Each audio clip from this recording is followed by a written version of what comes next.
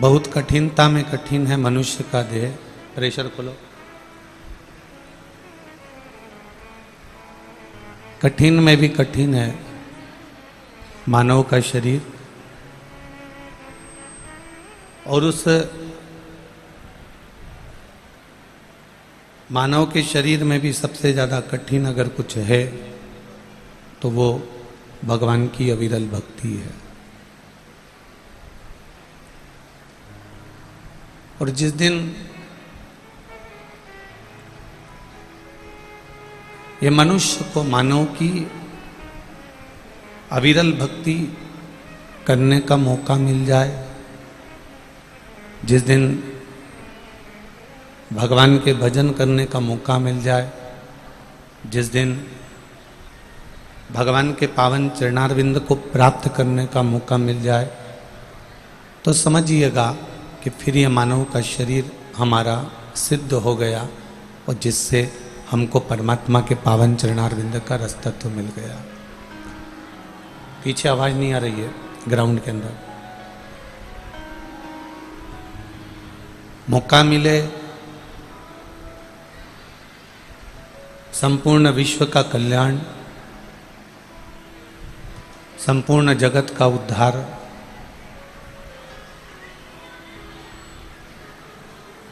बीच में आवाज नहीं जा रही है, पंडाल में बीच में आवाज नहीं है। संपूर्ण विश्व का कल्याण, संपूर्ण जगत का उद्धार केवल एक प्रभु की अविरल भक्ति को प्राप्त करके किया जा सकता है। मैंने तेरे ही भरोसे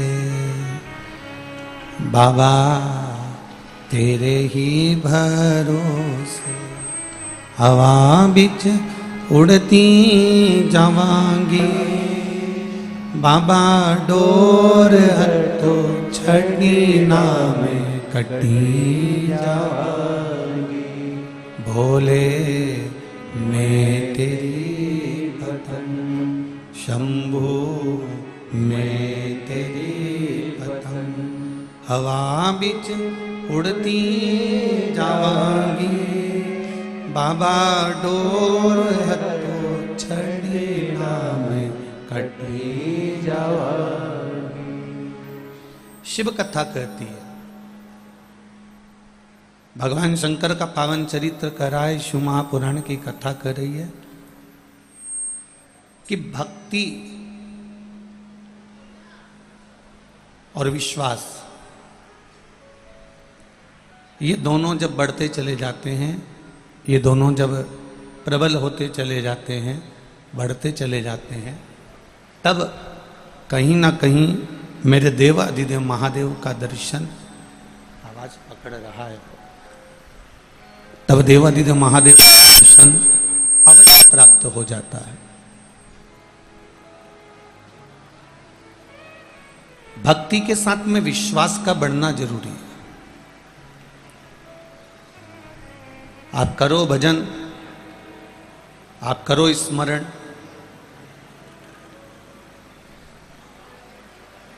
स्मरण तो आप कर रहे हो, भजन तो आप कर रहे हो, भक्ति तो आप कर रहे हो, पर जिसकी भक्ति कर रहे हो, जिसका आप भजन कर रहे हो, जिसका आप स्मरण कर रहे हो, जिसका आप नाम जाप कर रहे हो, जिसका आप कीर्तन कर रहे हो, उसके प्रति यदि आपका विश्वास ही दृढ़ नहीं हो पाया, भेस कम कर दे बाबू, भेस कम कर दे, उसके प्रति यदि आपका विश्वास ही प्रबल नहीं हो पाया, तो फिर आपका भक्ति करना बेकार।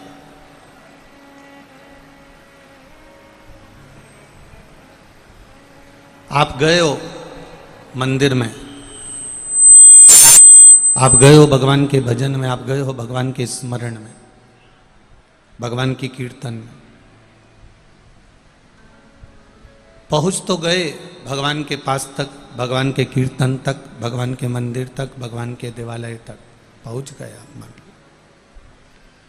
पर वहां पहुंचने के बाद भी आप जिस मूर्त के सामने बैठे हो, देवाधिदेव महादेव के सामने बैठे हो, भगवान की कीर्तन में जाकर बैठे हो, जिसका कीर्तन चल रहा है, जिसका भजन चल रहा है, जिसका मंत्र जाप चल रहा है, जिसका स्मरण चल रहा है, जिसका नाम जाप चल रहा है, पहले विचार करिएगा, क्या हम जिसके कीर्तन में पहुंचे हैं, हम जिसके भजन में पहुंचे हैं, हम जिसके मंत्र जाप में पहुंचे हैं, हम जिसके नाम जाप में पहुंचे हैं, हम जिसके स्मरण में पहुंचे हैं, क्या उसके प्रति हमारी दृढ़ता प्रबल हुई कि नहीं हुई? क्या उसके प्रति हमारा विश्वास प्रबल हुआ कि नहीं हुआ?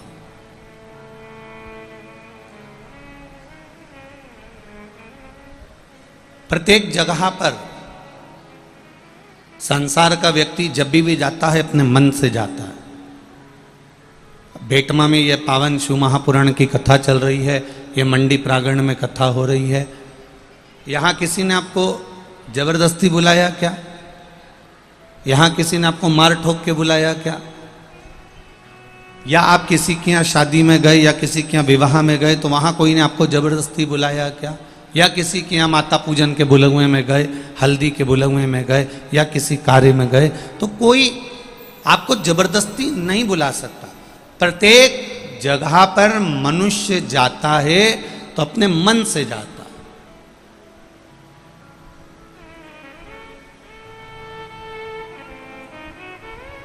प्रत्येक जगह पर अगर मानव का देह जाएगा, मनुष्य जाएगा तो अपने मन से जाएगा।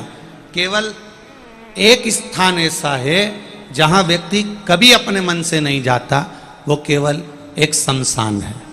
शमशान में अगर मनुष्य जाता है तो मन से नहीं जाता, उसको अंत में उस जगह तक ले जाना पड़ता ही है, अंत में उस जगह तक जाना पड़ता ही है, क्योंकि अंतिम मुकाम, अंतिम बिंदु, अंतिम क्षण, अंतिम पल केवल वही है, केवल वही है, उसके सिवा कुछ। और अंत समय प्रभु आना पड़ेगा, वचन दिया तो निभाना पड़ेगा। आए ना आए प्रभु कुटुंब कबीरा, अंत समय प्रभु आना पड़ेगा, वचन दिया तो निभाना पड़ेगा। अंतिम बिंदु है जहां पर व्यक्ति जाना नहीं चाहता तो भी उसको जाना पड़ेगा, और यदि वो नहीं जाएगा तो भी उसको परिवार वाले बांध कर लेकर चले जाएंगे, परंतु उसको वहां तक जाना ही है, उसको अंत बिंदु तक पहुंचना ही है, वहां जाना ही है।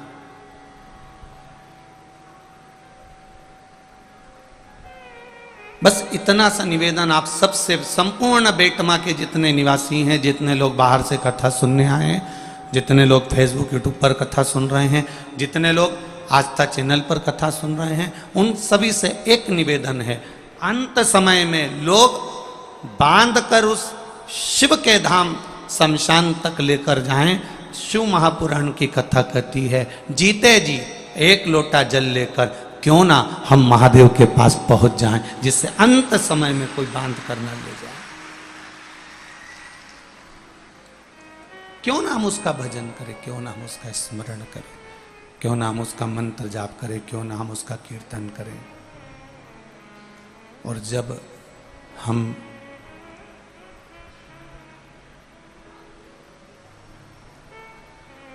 भगवान की भक्ति में ऐसे डूबते चले जाते हैं, ऐसे डूबते चले जाते हैं कि परमात्मा स्वयं हमारे कदम से कदम मिलाकर चलता है। पर दो मुंहा बात करने वाले के साथ परमात्मा कभी कदम से कदम मिलाकर नहीं चलता। एक व्यक्ति वो होता है जो जन कल्याण का स्मरण करे, जैसे आप लोग बात बात में कह देते हो विश्व का, अरे बोलो जम के, विश्व का कल्याण हो। अब आपने तो कह दिया विश्व का कल्याण हो, पर सबसे पहले वो विश्व का कल्याण कहने की बात जरूर करता है, विश्व का कल्याण कहने की बात को वो ध्यान भी रखता है, पर सबसे पहला कल्याण अगर वो चाहता है तो अपना चाहता है कि पहले कल्याण मेरा हो, फिर बाद में विश्व का। अब किसी ने कहा कि गुरुजी आप ऐसे कैसे कर सकते हो कि लोग कहते हैं कि विश्व का कल्याण और पहले अपना कल्याण चाहता, तो तुम प्रैक्टिकल करके देख लो। कहीं भंडारा हो रहा, कहीं भंडारा हो रहा, आज साहब हनुमान जी के मंदिर में भंडारा है, आज साहब ठाकुर जी के मंदिर में भंडारा है, आज साहब यहाँ पर अन्नकूट है, यहाँ भंडारा है, तो आप कैसे कह सकते हो कि विश्व का कल्याण कहने वाला पहले अपना कल्याण। हाँ, ये कहीं भंडारा हो रहा है, भंडारा हो रहा है और भंडारा चल रहा है, और उस भंडारे में आप कह रहे हो कि हमने विश्व के कल्याण के लिए, जगत के कल्याण के लिए ये भंडारा रखा। पर देखा जाए तो भंडारा जैसे ही चालू हुआ, 2 पंगत पूरी हुई और तीसरी पंगत में तुमने पॉलीथिन में नुक्ती भर के, पूड़ी भर के, सेव भर के अलग रख दिया, और जैसे ही पहचान वाला आया पहले उसको उठा के दे दिया, घर ले जा, घर ले जा, घर ले जा। अब अभी क्या कह रहा था, विश्व का अब कल्याण किसका कर रहा है पहले, बोलते जाओ रही बेटमा वाली जीजियों, पहले किसका कल्याण कर रहा है, और अब एक तरफ कर रहा है विश्व का कल्याण और दूसरी तरफ कर क्या रहा है, मारा वाला आया। अब फिर पंगत चालू हुई, भोजन चालू हुआ, पंगत में भी हम भोजन करने बैठे, वहां भी हमने विचार करा कि ये मेरा है, ये मेरा, विश्व का कल्याण हो, उसकी मूल आधार था। विश्व के कल्याण की मूल आधारशिला, सबसे पहली आधारशिला है कि हम परमार्थ में लगे रहे, अर्थात सर्वे भवन्तु सुखिना, सबका कल्याण। और एक बात अपनी जिंदगी में उतार कर रखिएगा, एक बात अपने जीवन में उतारिएगा कि जब हम दूसरे के लिए जीना सीख जाते हैं, शिव महापुराण की कथा कहती है जब हम दूसरे के लिए जीना सीख जाते हैं तो हमारे लिए, हमारे परिवार के लिए हमें सोचने की जरूरत नहीं पड़ती है। जब हम दूसरे के लिए जीना सीख जाते हैं तो हमारे लिए और हमारे परिवार के लिए वो महादेव सोचना प्रारंभ कर देते हैं, फिर हमें नहीं सोचना पड़ता।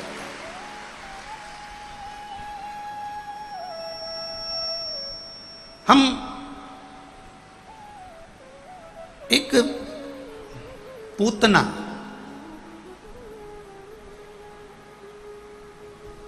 जब भगवान कृष्ण को दूध पिलाने के लिए आई, जब भगवान कृष्ण को विष पिलाने के लिए पूतना इतना सुंदर रूप धर के आई, इतना सुंदर रूप धर के आई कि दुनिया के लोग पहचान नहीं पाए कि ये पूतना है। कई लोग तो कह रहे थे बड़ी सुंदर अप्सरा है, बड़ी सुंदर है, बड़ी सुंदर है, बड़ी सुंदर है। चारों तरफ आनंद आनंद समा रहा था।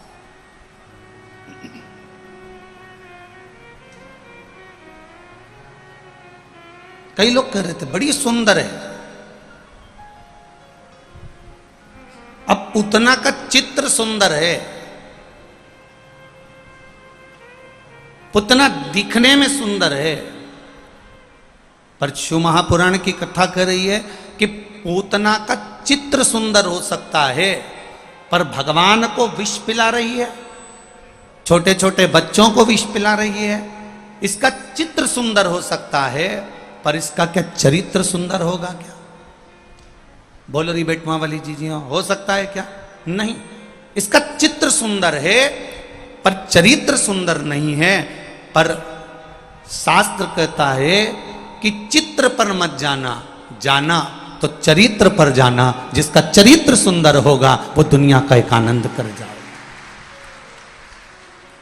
चित्र की सुंदरता मूल नहीं है, चित्र की सुंदरता में मूलता नहीं है, चित्र की सुंदरता में वो आनंद की अनुभूति नहीं है।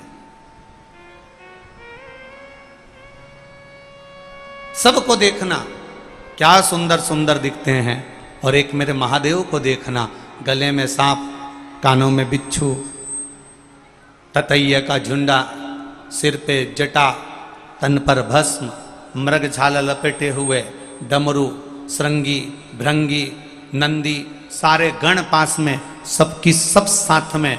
जरा शंकर जी के अगर चित्र को देखोगे तो शंकर भगवान का चित्र इतना सुहाना नहीं लगेगा, क्योंकि उनके साथ में सांप भी है, बिच्छू भी है। कोई कोई को अगर दिखाओगे तो उनको भय भी लग जाएगा कि बताओ क्या देवता ऐसे होते हैं जिनके पास सांप होता है, जिनके पास डमरू होता है, जिनके पास त्रिशूल होता है, जिनके कानों में बिच्छू होता है, ततैयों का झुंडा होता है, मृगशाला पर बैठे होते हैं, तन पर भस्म रमा होता है। भले चित्र कैसा भी हो मेरे महादेव का, पर शिव महापुराण की कथा कहती है मेरे महादेव के चरित्र के आगे सारी दुनिया फीकी है, सारी दुनिया फीकी है। क्योंकि मेरा महादेव का जो चरित्र है, मेरे महादेव का जो एक आनंदमय स्वरूप है, ये सुख प्रदान करने वाला, ये आनंद देने वाला, उस पर किया गया भरोसा, उस पर किया गया विश्वास, उस पर किया गई दृढ़ता कभी हमें डूबने नहीं देती। पर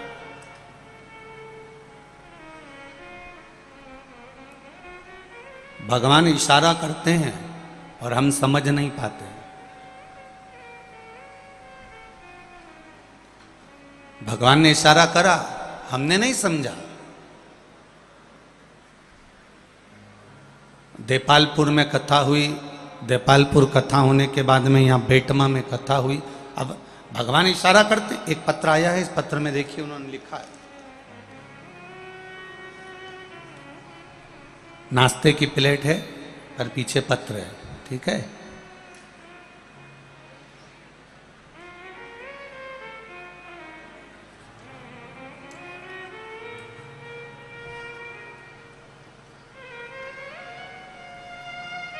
गुरुजी, मेरा नाम रेखा मोहित है, इंदौर से आई हूँ। कहीं बैठी हो तो हाथ हिलाइएगा। आप ही हैं? दोनों हाथ ऐसे हिला दो एक बार। श्री शिवाय नमस्तुभ्यम। एक बार वापिस हाथ हिलाइए, दोनों हाथ हिला दो एक बार। मेरा नाम रेखा मोहित है, इंदौर से आई हूँ। हम इंदौर की आपकी कथा में आए थे, तब मेरी बहन की बहू भी मेरे साथ आती थी। उसकी संतान नहीं थी, उसका गर्भ नहीं ठहर रहा था, बहुत परेशान हो गए थे। तो मैंने उससे कहा था कि तू चल, शिव महापुराण की कथा में एक बार बैठकर कथा सुनते हैं। गुरुजी कहते हैं कि पंडाल में बैठकर कथा सुनने वाले जो दिल से मांगते हैं उसको बाबा वो देता ही है। 3 महीने की भी देरी नहीं करता, बाबा प्रदान करता है। मैं अपनी बहन की बहू को कथा सुनाने के लिए इंदौर के पंडाल में ले जाकर बिठाती थी। बहुत भीड़ थी, हम लोग जहाँ जगह मिल जाती वहाँ बैठ जाते, कथा सुन लेते। बाबा की कृपा ऐसी हुई, जहाँ संतान का सुख नहीं था, मैंने उससे कहा बस यहीं पर बैठकर कथा को सुनते सुनते बाबा से प्रार्थना कर। श्री शिवाय नमस्तुभ्यम का जाप किया, बाबा से प्रार्थना करी। आज हम बाबा को प्रणाम करने आए हैं, क्योंकि हमने बाबा से कहा था कि अगर इसका गर्भ ठहर जाएगा तो जहाँ भी कथा होगी पास में वहाँ प्रणाम करने जाएंगे। मेरी बहन की बहू का गर्भ ठहर गया, इसलिए हम यहाँ प्रणाम करने आए हैं। ये शिव तत्व है। बैठिए बहन। हर हर महादेव। शिव तत्व इसी को कहते हैं। तेरी कृपा बिना न हिले एक भी अणु, लेते हैं श्वास तेरी कृपा से तनो तनो। बखान क्या करूं मैं राखों के ढेर का, चपटी भभूत में खजाना कुबेर का। हे गंगधार मुक्ति द्वार ओमकार तू, भोले ओमकार तू। आयो शरण तिहारी शंभो तार तार तू। अभी कथा में कहा मेरे भोलेनाथ ने, मेरे उगड़दानी ने, मेरे त्रिकालदर्शी ने, मेरे कैलाशी ने, मेरे अविनाशी ने, मेरे कुबेरेश्वर महादेव ने, मेरे भंडारी महाकाल राजा ने, मेरे ओमकार नाथ ने, मेरे सिद्धेश्वर नाथ ने आपको मौका दिया है कि पंडाल में बैठकर शिव महापुराण की कथा सुनते सुनते अपने दिल की बात महादेव से कह दो। ये मौका फिर नहीं मिलना। अपने हृदय की बात, अपने चित्त की बात, अपने मन की बात देवाधिदेव महादेव से कही जा।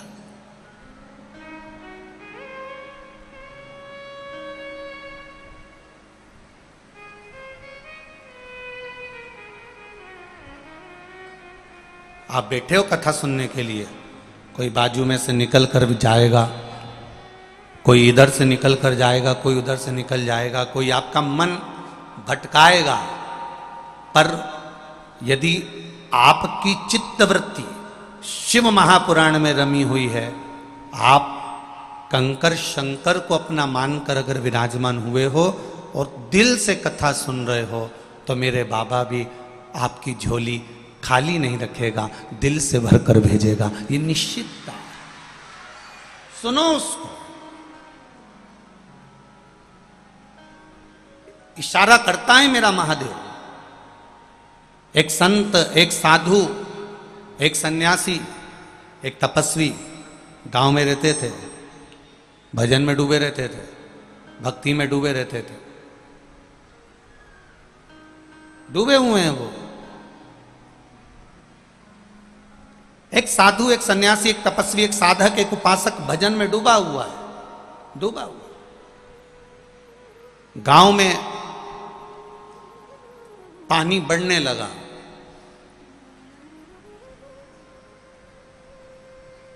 चारों तरफ गांव में पानी पानी हो रहा है। सब गांव छोड़कर ऊंची बस्ती की ओर जाने लगे।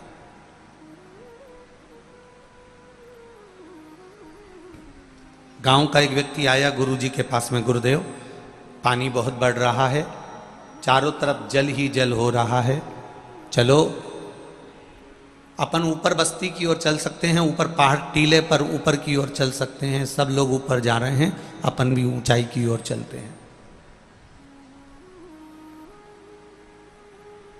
गुरुजी ने कहा नहीं, मैंने इतने समय तक भगवान शंकर की भक्ति करी है, मैंने इतने समय तक शिव भक्ति करी है, मुझे लेने आएगा तो मेरा महादेव आएगा, नहीं जाऊंगा तो नहीं जाऊंगा, बैठा। थोड़ी देर बाद पानी बढ़ते बढ़ते बढ़ते बढ़ते संत की कमर तक आ गया। एक नाव वाला निकल कर जा रहा था, नाव वाले ने नाव उसके पास में ली और पास में लेकर कहा, बाबा जी पानी बहुत बढ़ रहा है, तुम्हारी कमर तक आ गया, चलो मैं ऊपर बस्ती तक तुम्हें छोड़ सकता हूं। नहीं, मैं नहीं जाऊंगा, मुझे लेने तो महादेव आएगा। नाव वाला चले गए। थोड़ी देर बाद पानी उसके गले तक आ गया तो वो उठकर पेड़ के ऊपर चढ़ गया, वृक्ष के ऊपर। वृक्ष पर उसने बैठकर वहां पर भी भगवान का भजन करने लगा। इतने में ऊपर से एक हेलीकॉप्टर वाला निकला, उसने रस्सी नीचे फेंकी और रस्सी नीचे फेंक कर नीचे आया, आकर बोला, भैया चलो, पानी पानी हो रहा है, पूरा इलाका डूब रहा है, चारों तरफ पानी हो रहा है, चलो हम तुम्हें लेने आए। उसने कहा नहीं, मुझे लेने तो महादेव आएगा। नहीं गया। आखिरी में पेड़ पानी में टूट के गिर गया, बह गया, ये मर गया। अब मरने के बाद सीधे वहीं गया ऊपर, और जब ऊपर गया तो वहां जाकर चित्रगुप्त महाराज से, धर्मराज से युद्ध लड़ने लगा। चित्रगुप्त महाराज और धर्मराज से विवाद करने लगा, लड़ने लगा। मैंने आप पर इतना भरोसा करा महादेव, और आप मुझे लेने के लिए नहीं आए। शंकर भगवान मुस्कुरा के बोले, 3 बार आया था। एक बार आया तो कहा यहां पानी बढ़ रहा है, चल ऊपर चल। दूसरी बार नाव लेकर आया कि बैठ जा नाव में, चल। और तीसरी बार नहीं बना तो हेलीकॉप्टर से लटका के आया और कहने आया कि चल, अब तू ही नहीं जाए तो मैं क्या करूं। तो शंकर भगवान ने जैसे ही कहा तो ये संत बोला कि वो तुम ही थे, भोलेनाथ जी बोले मैं अपने असली स्वरूप में कभी नहीं आता, किसी ना किसी रूप में मैं तेरे पास पहुंच जाता। मैं इशारा करता हूं, मैं तुझको इशारा करता हूं, मैं तुझे बुलाने का प्रयास करता हूं, मैं तुझे किसी ना किसी रूप में पुकारने का प्रयास करता हूं। आज अगर ये कथा हो रही है, श्री विशाल जगदीश जी पटेल परिवार अगर इस कथा को करा रहा है, तो आप तो ये समझो ना कि शंकर भगवान को इशारा करना था, शिवजी को बेटमा वालों पर कृपा करना थी, इसलिए महादेव ने ये कथा यहां बेटमा में करा दी।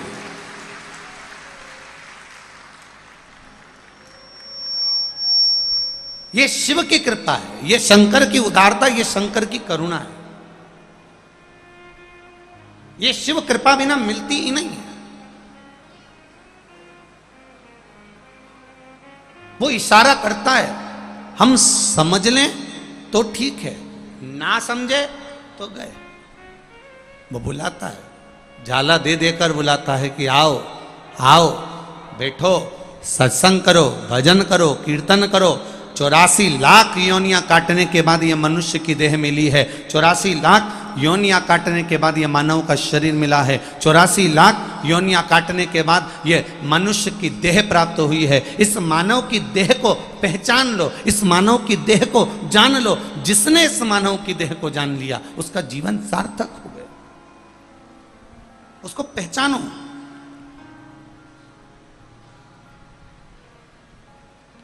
क्या चाहिए मेरे भोलेनाथ जी को? इस व्यासपीठ से कभी आपको कहा हो कि शंकर भगवान को तुम 56 भोग लगाओ? कभी इस व्यासपीठ से कहा हो कि शंकर भगवान को अंबर पीतांबर दो? कभी इस व्यासपीठ से कहा हो कि शंकर भगवान को इतना हीरा दे दो, कि सोना दे दो, कि चांदी दे दो, कि इतनी दौलत दे दो? कभी इस व्यासपीठ से ये नहीं कहा कि इतना धन, इतनी दौलत, इतनी संपदा, इतना वैभव दो। इस व्यासपीठ से केवल इतना कहा कि थोड़ा सा समय निकालकर 1 लोटा जल मेरे महादेव को दीजिए। वो जल अगर महादेव को दोगे तो निश्चित है कि महादेव भी आपके दरवाजे पर खड़े मिलेंगे। ज्यादा महादेव को कुछ दिया नहीं आपने, केवल दिया तो केवल 1 लोटा जल मेरे महादेव को समर्पित किया। केवल 1 लोटा जल महादेव को।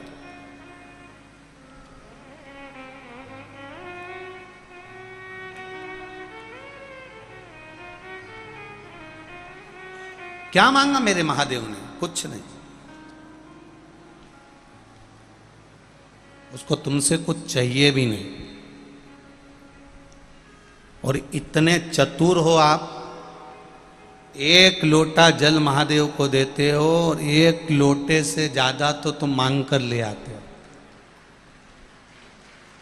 केवल 1 लोटा देकर आते हो और उसमें से भी तुम ना जाने कितना कितना मांग कर, बाबा ऐसा कर देना, बाबा वैसा कर देना, बाबा ऐसा कर देना। तो भी कई लोग तो हमसे भी कहते हैं कि हमारे उस मार्ग में तो लोग कहते हैं कि भगवान से कुछ मांगना नहीं चाहिए।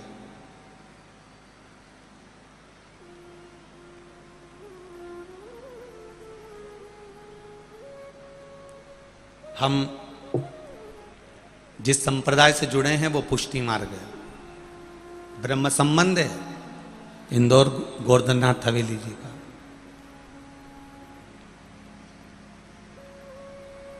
हमारे पुष्टि मार्ग में यहां तक कहा जाता है कि ठाकुर जी से कुछ नहीं मांगना, ठाकुर जी को देना पर मांगना नहीं। पर शिव महापुराण की कथा कहती है कि भगवान जिसको आप पूज रहे हो, जिसका आप भजन कर रहे हो, जिसका आप स्मरण कर रहे हो, जिसका आप कीर्तन कर रहे हो, जिसका आप मंत्र जाप कर रहे हो, शिव महापुराण थोड़ी सी विपरीतता कहती है कि उसके पास जाओ तो अपने दिल की बात कहो।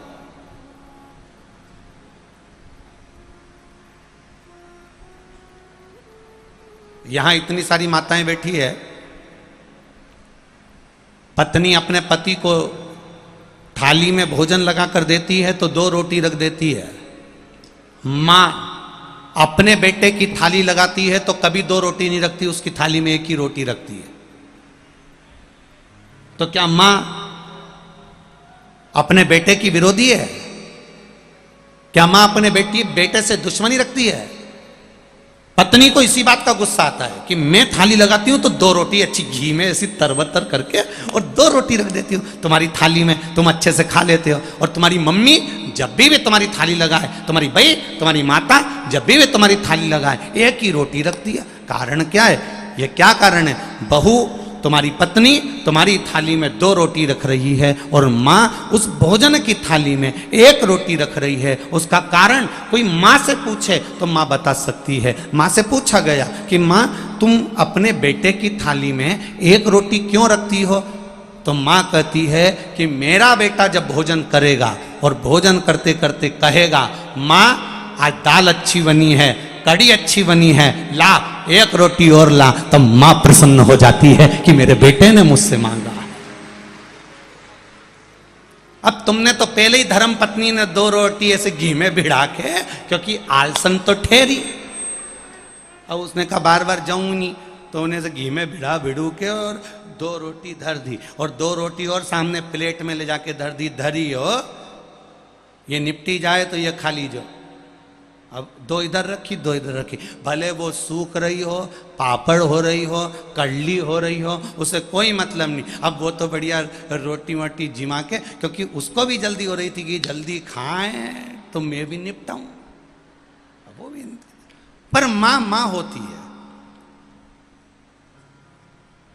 1 रोटी मां ने बनाकर थाली में दी, इंतजार करती है।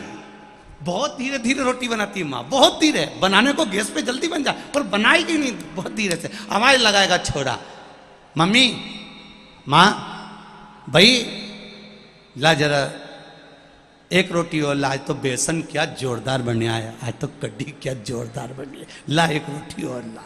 फिर माँ 1 रोटी देगी, 1 रोटी माँ ने दी। इसके बाद खाता खाता फिर माँ ने कहा बेसन अच्छा बना छोरा, हाँ ले और दे दूं। उन्हें जान करके बेसन 2 चम्मच डाला कि फिर वापिस 1 रोटी मांगेगा। बेसन की मात्रा बढ़ा दी, दाल की मात्रा बढ़ा दी, कड़ी की मात्रा बढ़ा दी, 2 चम्मच डाल दिया।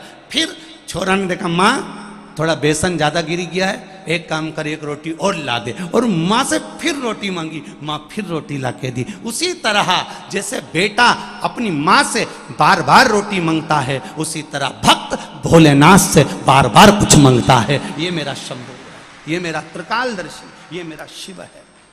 भक्त भगवान से 1 लोटा जल चढ़ाता है और कहता है मेरी बहू के संतान ने, बाबा कहे पशुपति व्रत कर लिया, ये कर लिया, वो स्मरण करता रहा, अब संतान भी हो गई, फिर के मेरे छोरा की नौकरी नहीं। ये सुख और दुख, ये 2 पहलू हमारे जीवन में चलते रहते हैं। ये जब तक नहीं होंगे तब तक सुख का अनुभव नहीं होगा।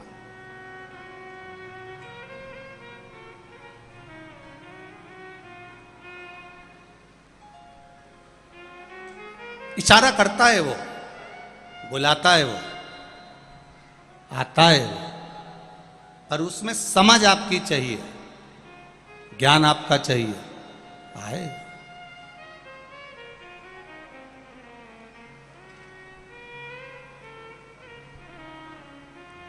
खाली ना जाता कोई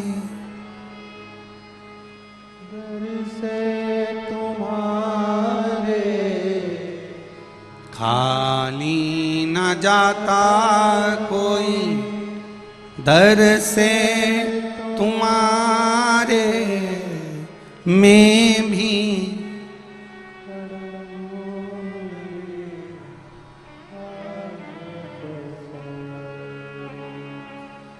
अपने हृदय से लगा लो, लगा लो, गिरा जा रहा हूँ, उठा लो, उठा प्रभु अपने दर से अब तो न टालो, गिरा जा रहा हूँ, उठा लो, उठा। भगवान से प्रार्थना करो, दिल से करो, आराधना करो, निवेदन करो। जब उससे कहोगे दिल से कहोगे वो दिल से सुनेगा।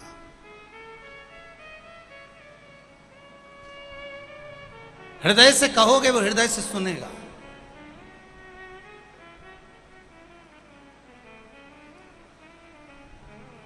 महाराज बस जब वो इशारा करे तब आपको समझना है, मेरा भोलेनाथ कभी तुम्हारे सामने नहीं आएगा, मेरा वो गढ़दानी, मेरा त्रिकालदर्शी, मेरा कैलाशी, मेरा अविनाशी, मेरा शिव तुम्हारे पास कभी नहीं आएगा। पर किसी ना किसी रूप में, किसी ना किसी के रूप में, कोई ना कोई के रूप में वो तुम्हारे पास आकर खड़ा हो जाएगा। किसी ना किसी रूप में वो तुम्हारे पास में आकर खड़ा होगा। उस समय आपको केवल जानना है कि मेरा महादेव नहीं आया, पर मेरा महादेव किसी को भेजा जरूर। मेरा महादेव नहीं आया है, पर मेरा महादेव किसी को भेजा जरूर है। उस समय हमको पहचान, उस समय हमको जान।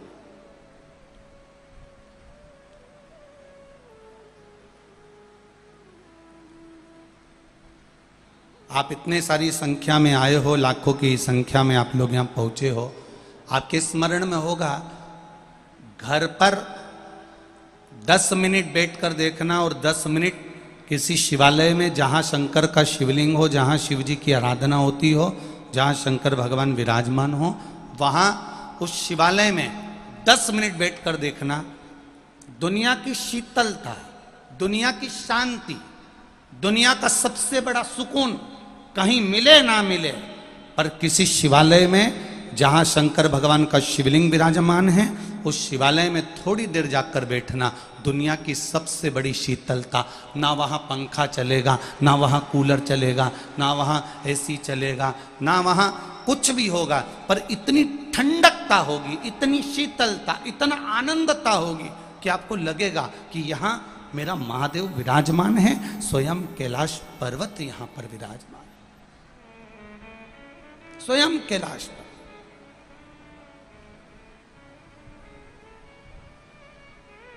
शिव कथा कह रही है।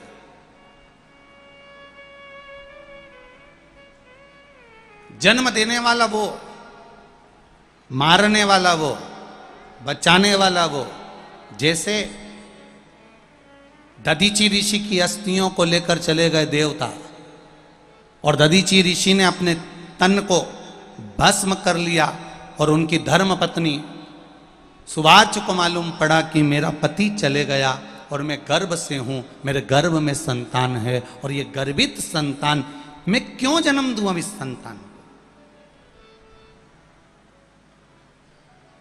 इस संतान को जन्म देने से मुझे लाभ क्या है? इस संतान को जन्म देने से मुझे फायदा क्या है? जब मेरा पति चले गया तो इस संतान को मैं क्यों जन्म दूं? किस लिए जन्म दूं? विचार करा। पीपल के वृक्ष के नीचे 2 पत्थर उठाकर सुवार्च ने अपने गर्भ पर मारना प्रारंभ करा। जब गर्भ पर अपने पत्थर से प्रहार करने लगी तो देवाधिदेव महादेव वहां प्रकट हो गए। क्या कर रही हो सुवार्च? क्या कर रही हो? अपने गर्भ को समाप्त कर रही हो? सुवार्च कहती है कि मेरा पति चले गया, पति गया, अब मैं इस गर्भ को रखकर करूंगी भी क्या, क्योंकि पति ही नहीं है। पति नहीं तो इस गर्भ का मैं क्या करूंगी? मेरी संतान का मैं क्या करूंगी? सुवार्च, ये अच्छी बात नहीं, ये श्रेष्ठता नहीं है। गर्भित नारी के गर्भ में जो बच्चा है उसको पूर्ण तरह से जन्म देना एक नारी का कर्तव्य है। मेरा पति चले गया तो मैं क्या करूंगी जन्म देकर? सुवार्च ने शंकर भगवान के सामने फिर पत्थर उठाया, उठाकर फिर मारने लगी।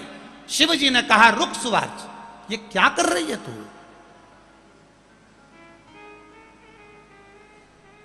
तेरा पति अगर गया है तो जन कल्याण के लिए, जनमानस के कल्याण के लिए गया है, देवताओं के उद्धार के लिए गया है, तो चिंता मत कर।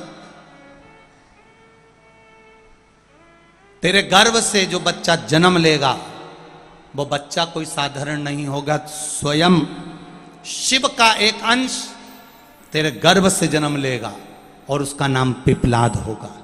तो क्यों साधारण सी नारी बनकर रहती है, क्यों? कई माताएं कहती हैं कि हमारे यहां हमने किसी से पूछा था तो किसी गुरुजी ने बताया था कि गर्भवती नारी को शंकर जी के मंदिर नहीं जाना चाहिए। फिर कोई माताजी ने लिखकर भेजा कि कोई हमने किसी के मुंह से सुना था कि जिसका गर्भ ठहर जाता है गर्भवती नारी को शंकर जी के मंदिर नहीं जाना चाहिए, शिव जी पे जल नहीं चढ़ाना चाहिए, शंकर जी की पूजन नहीं करना चाहिए, शिवलिंग का स्पर्श नहीं करना चाहिए। पहले तो जिसने तुमको बताया कि गर्भवती नारी शंकर के मंदिर नहीं जा सकती, गर्भवती नारी शंकर जी की पूजन नहीं कर सकती, गर्भवती नारी शंकर जी को जल नहीं चढ़ा सकती, गर्भवती नारी शिव जी का भजन नहीं कर सकती, ये कौन सी पुराण में लिखा है? कौन सी पुराण में लिखा है? कौन से शास्त्र में लिखा है कि गर्भवती नारी को शिव जी का भजन नहीं करना चाहिए? यहां शिव महापुराण की कथा कर रही है, पिपलाद की कथा कर रही है कि पिपलाद की मां सुबार्च गर्भ से है और गर्भ को नष्ट कर रही है, तो देवादिदेव महादेव आकर बचा रहे हैं और शंकर जी कर रहे हैं। तो चिंता मत कर सुबार्च, तेरे गर्भ में जो संतान है वो शंकर का ही एक अंश रहेगा और उसका नाम पिपलाद होगा। शिव जी ने वचन दे दिया, जो नारी गर्भ अवस्था के समय पर भी मेरा दर्शन करती है, जो नारी गर्भ अवस्था के समय पर भी शिव की आराधना करती है, उसके गर्भ से जो संतान पैदा होती है वो कभी विकलांग पैदा नहीं होती, वो संपूर्ण पैदा होती है। ये शिव आराधना का फल है।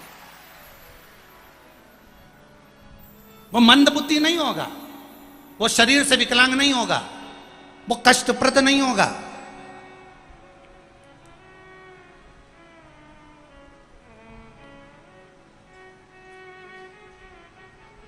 एक पत्र आया, देखिए। अभी ज्यादा पत्र तो पढ़े नहीं, सब यहां रखे हैं, पर जो पढ़े हैं उसका समय।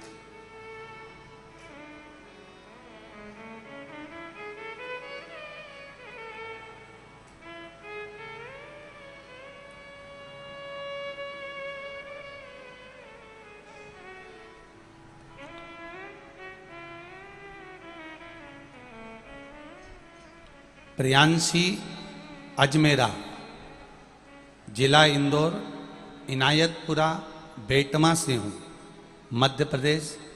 मेरा 15 साल उम्र है। कहीं बैठी हो तो हाथ हिलाइएगा, जहाँ कहीं भी बैठी हो दोनों हाथ अवश्य हिलाइएगा। प्रियांशी अजमेरा, जिला इंदौर, इनायतपुरा बेटमा से हूँ। उधर हैं क्या? हाँ, तो हाथ हिला दीजिएगा एक बार। हाँ, दोनों हाथ ऐसे हिला दो। आस्था वालों को दिख गए क्या? हाँ, दोनों हाथ ऐसे हिलाओ बेटा प्रियांशी, जहां कहीं भी बैठी हो। अच्छा, साउंड के पीछे दबी हुई है क्या?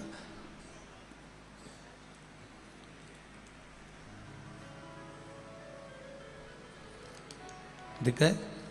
प्रियांशी दोनों हाथ ऐसे हिला दो बाबू। श्री शिवाय नमस्तुभ्यम।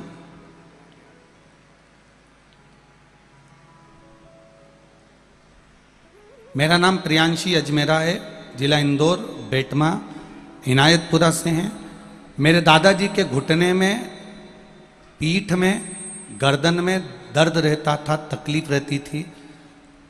सारे इंदौर के डॉक्टरों को दिखा लिया, सबकी गोलियां खा ली, दवाई खा ली, एक्सरे करवा लिया, सब कुछ हो गया, पर उनका शरीर ठीक नहीं हो पा रहा था। गुरुदेव, दूसरे गांव में भी जाकर, दूसरे शहर में भी जाकर दिखाया, पर कोई आराम नहीं लगा, दिक्कत आती ही रही। तब टीवी पर आपकी कथा सुनी, श्री शिवाय नमस्तुभ्यम का जाप करते, एक बेलपत्र बाबा को चढ़ाते, वही बेलपत्र उठाकर लाते, शिवजी को जल चढ़ाते, वही जल लेकर आते, और हमने वो जल दादाजी को देना प्रारंभ करा। आज बाबा की कृपा ऐसी है गुरुदेव कि दादाजी को एक गोली भी नहीं खाना पड़ रही है और मेरे दादा पूर्ण तरह से अच्छे से चल सकते हैं और अच्छे से रह सकते हैं। ये शिव तत्व है, यो घड़ी। श्री शिवाय नमस्तुभ्यम, ये तत्व है आपका। बैठिए बेटा प्रियांशी, शिव तत्व है ये।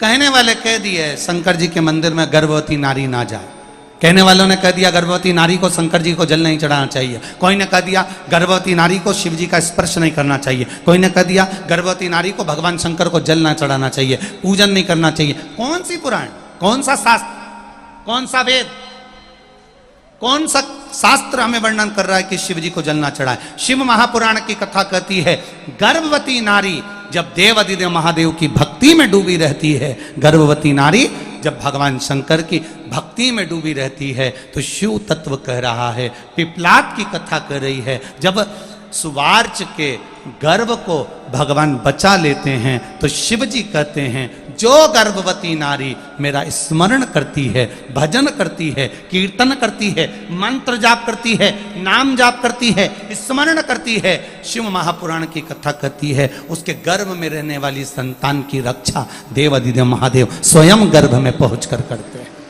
उसकी रक्षा का मूल शिव है।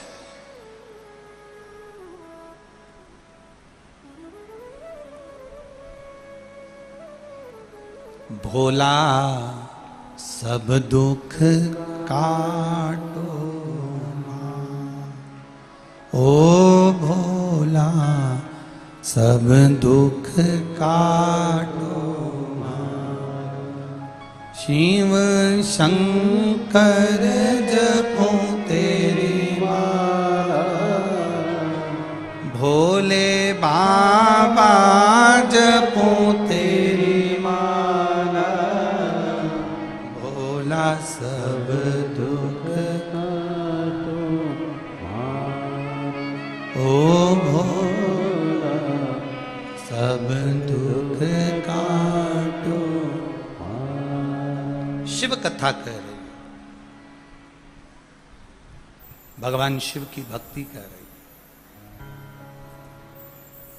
कोई अच्छा ज्ञान देना, वहां जाकर बैठने का प्रयास करो। जो तुम्हें भगवान के मार्ग से दूर कर दे उसके पास जाने का कभी प्रयास मत करो।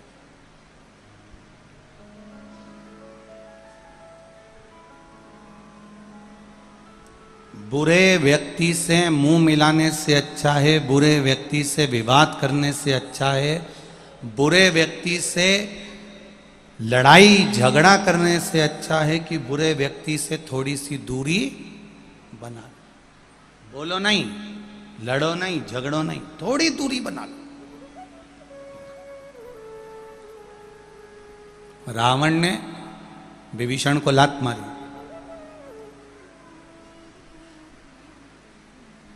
रावण ने विभीषण को लात मार दी। अब विभीषण भाई सगा चाहता तो लड़ने बैठ जाता कि लंका का राज्य तेरा है तो मेरा भी है, आधी प्रॉपर्टी तेरी है तो आधी प्रॉपर्टी मेरी है। लंकाधिपति रावण ने विभीषण को लात मारी और विभीषण के मुख से शब्द नहीं निकला। विभीषण उठकर लात मारते से रावण ने जैसे लात मारी, विभीषण उठकर चल दिया, प्रणाम करा, नमन करा, दंडवत करा और विभीषण उठकर चला, बाहर निकला। विभीषण के जितने पक्ष वाले थे उन्होंने विभीषण से पूछा, क्यों विभीषण, तू भी शूरवीर है, तू भी योद्धा है, तेरा भाई भी शूरवीर है, वो भी योद्धा है,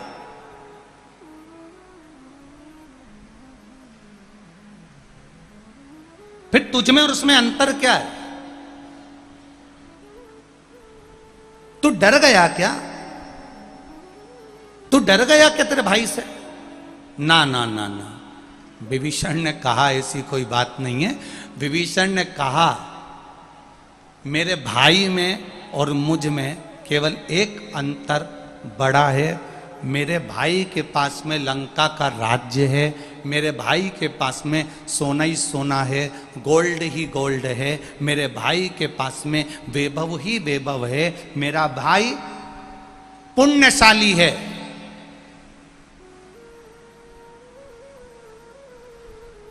मेरा भाई पुण्यशाली है, उसके पास में वैभव है, सत्ता है, धन है, दौलत है, संपदा है, सब कुछ है।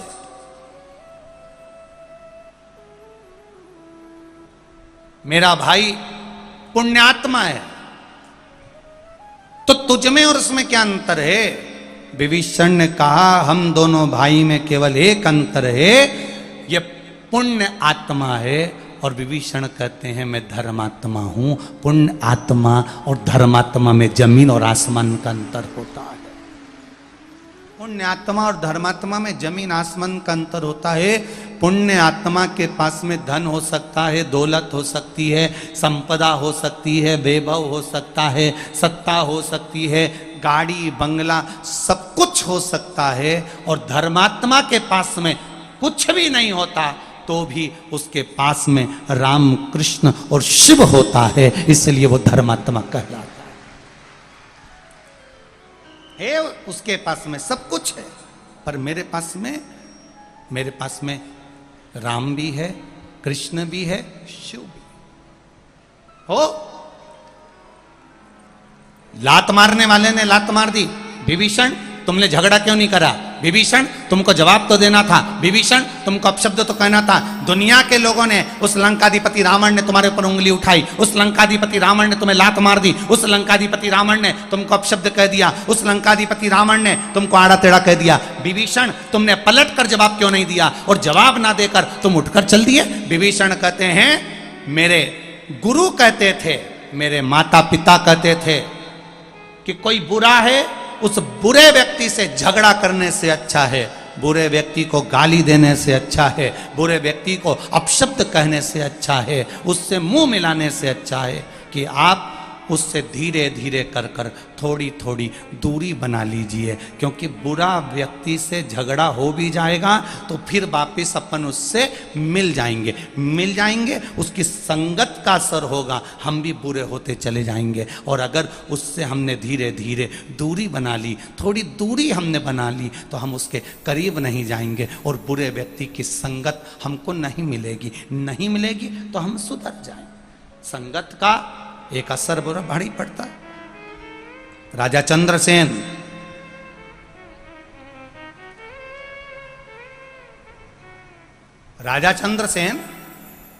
कितना प्रतापी राजा।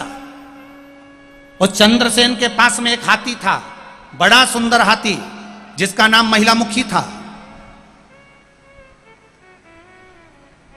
इतना सुंदर हाथी, इतना प्रबल हाथी, हर युद्ध में वो जीतता था। उसका नाम महिलामुखी था। चंद्रसेन उस हाथी पर अपना हृदय रखता था। सारे जितने नगर के लोग थे उस हाथी को बड़ा मानते थे। उस हाथी के प्रति सबका प्रेम था। वह हाथी बड़ा सीधा सरल सहज था। अब एक बार कोई चोरी करने वाले 4-5 चोर आ गए अपनी पूरी टीम को लेकर, और जहां हाथी का अस्तबल था, जहां हाथी बनता था, उस हाथी के बंधने वाले जगह के पास में उन्होंने अपना डेरा लगा लिया। डेरा लगाया, चोरों ने रोज रात्रि को चोरी का धन लेकर आते, आपस में बात करते, मदिरा का पान करते, झगड़ा करते, गालियां देते, अपशब्द कहते, मारने ठोकने की बात करते, मारने काटने की बात करते। धीरे धीरे वो शब्द हाथी के कानों में जाने लगा। हाथी के कानों में वो शब्द जाने लगा।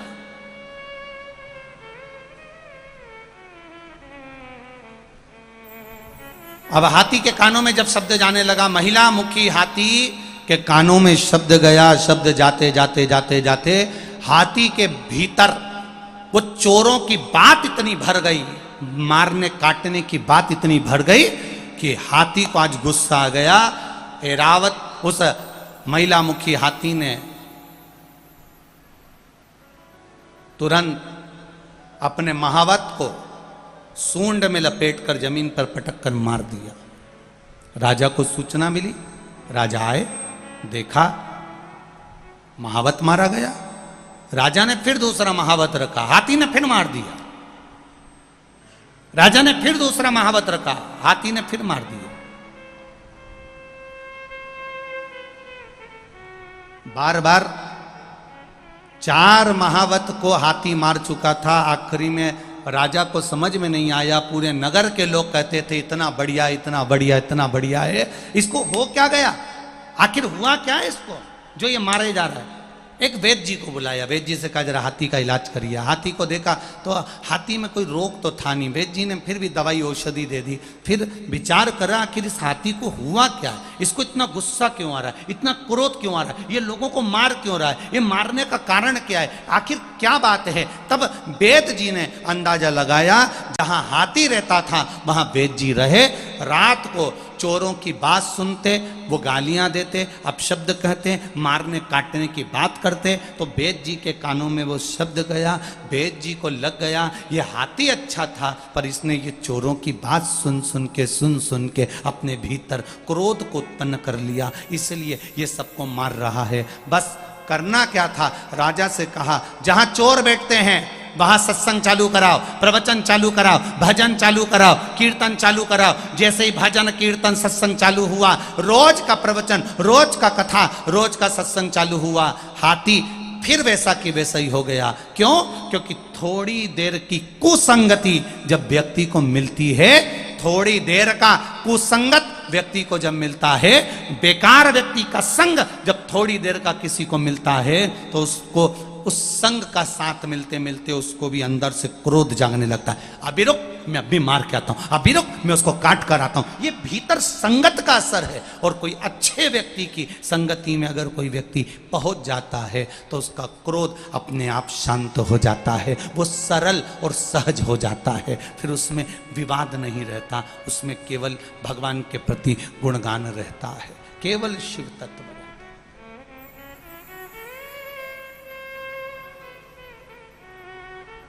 अब आप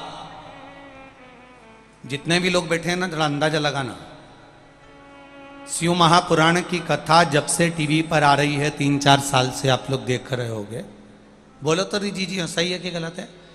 जब से देख रही हो तब से नल के ऊपर कोई को पानी की बाल्टी के लिए झगड़ा करते देखा?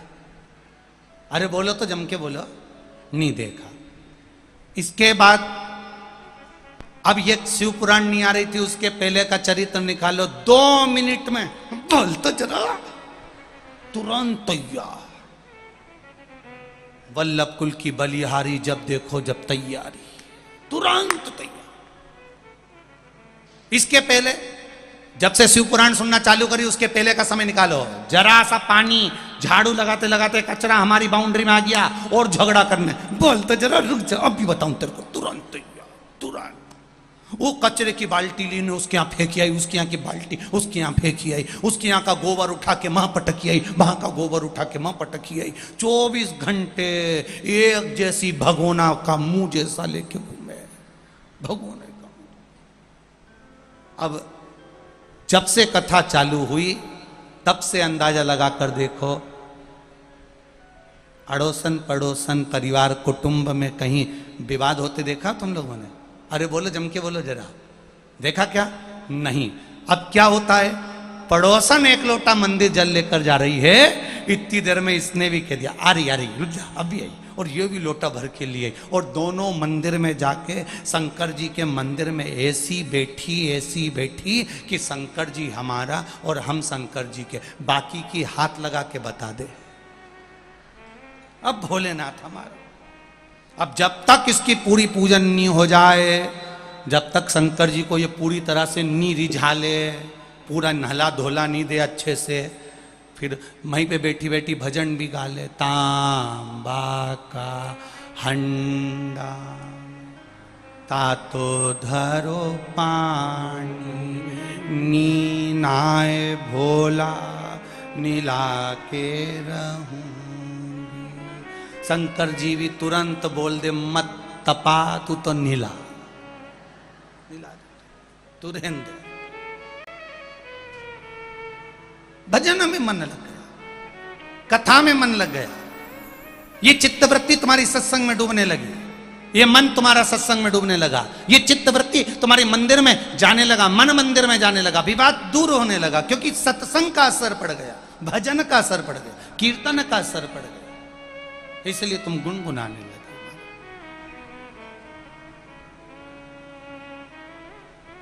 शिव कथा कह रही है, सुवार्चा के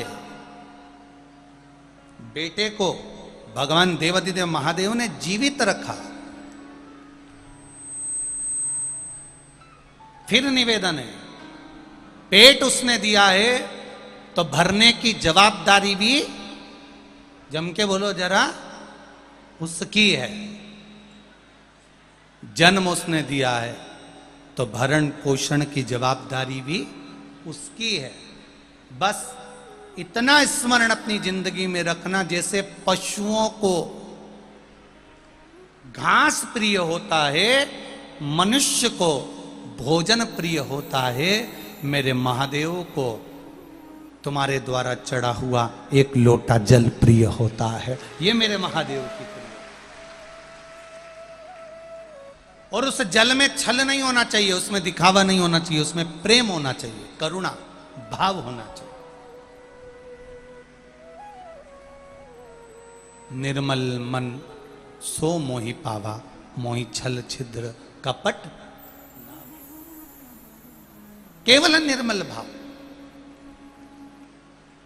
गर्भ से संतान हुई, वो संतान, सुवार्चा ने पूछा भोलेनाथ जी से, ये मेरा 9 महीने का गर्भ नहीं है? 9 महीने की अगर संतान हो जाती तो मैं मान लेता, पर ये 9 महीने का गर्भ नहीं है, ये 9 महीने की संतान नहीं है, ये तो कुछ महीने का। अब ये कुछ महीने का बच्चा, इसको मैं जन्म दे भी दूंगी तो ये तो मरा हुआ ही है। ये कुछ महीने का बच्चा तो मरा हुआ है। 4 महीने का, 5 महीने का बच्चा, 6 महीने का बच्चा अगर कोई जन्म दे नारी, तो वो तो मरे के समान ही है। ये 6-7 महीने का बच्चा, ये तो मरे के तुल्य है। शंकर भगवान ने कहा, सुवार्चा तेरा काम है जन्म देना, तो इस बच्चे को जन्म दे दे, पोषण करना मेरा काम है, तो चिंता मत कर। सुवार्चा ने उस बच्चे को जन्म देकर पीपल के पेड़ में एक कोटर थी, उस कोटर में उस बच्चे को डाल दिया। पीपल के पेड़ की कोटर में उस बच्चे को डाल दिया।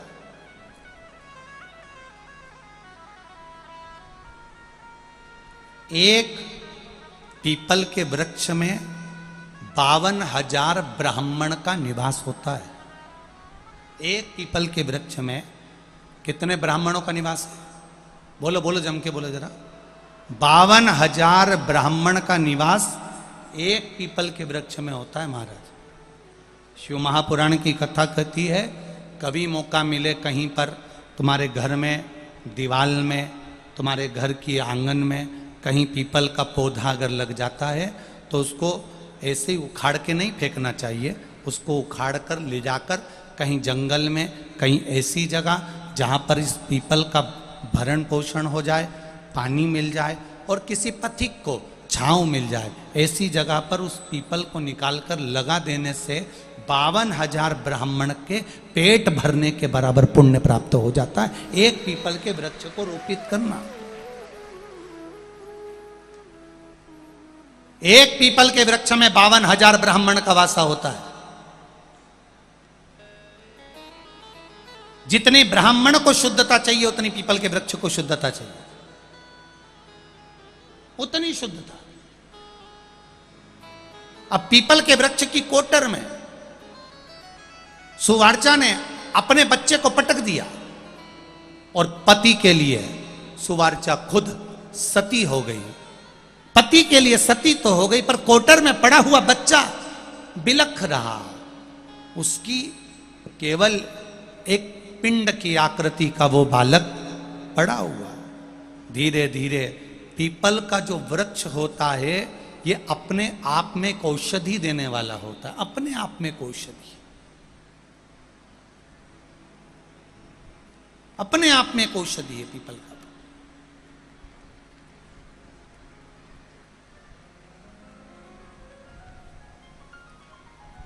कई लोगों को बड़ा आश्चर्य होता है, सीहोर वाले गुरुजी कुछ भी बताते रहते हैं। सीहोर वाले गुरुजी बता देते हैं पीपल के पत्ते का ये प्रयोग करो, बेलपत्री के पत्ते का ये प्रयोग करो। किसी किसी को लगता भी होगा कि ये महाराज जी तो कहीं बैठे बैठे टोट के बताते रहते हैं, पर जिसने गीता प्रेस गोरखपुर की शिव महापुराण की कथा एक बार पढ़ी हो, लिंग पुराण पढ़ी हो, नर्मदा पुराण पढ़ी हो, स्कंद पुराण पढ़ी हो, पद्म पुराण पढ़ी हो, ब्रह्मवर्ता पुराण पढ़ी हो, वराह पुराण पढ़ी हो, मत्स्य पुराण पढ़ी हो, गीता प्रेस गोरखपुर की एक एक पुराण को अगर जिसने ध्यान से पढ़ा होगा, जिसने स्मरण में उतारा होगा, उसको शिवजी पे चढ़ी हुई वस्तु कोई टोट का नजर नहीं आएगी। वो वस्तु जो चढ़ा रहे हो उसमें आपके जीवन की एक राह नजर आएगी कि इसमें हमें चलना कैसे है। एक पत्र आया है बड़ा सुंदर, देखिए।